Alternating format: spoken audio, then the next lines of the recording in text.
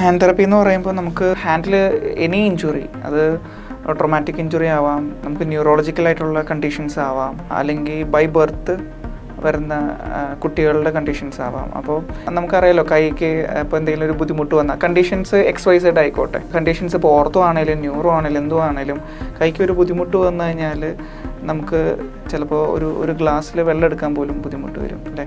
അപ്പോൾ ആ ഫങ്ഷണൽ ആ ഒരു ആസ്പെക്റ്റ് ഭയങ്കര ബുദ്ധിമുട്ട് വരുമ്പോൾ അതിൽ നമ്മൾ ട്രെയിൻ ചെയ്യും. ആ തെറപ്പിയിലൂടെ നമ്മൾ ആ ഫങ്ഷണൽ ടാസ്ക് റെഡിയാക്കി എടുക്കുന്നതാണ്.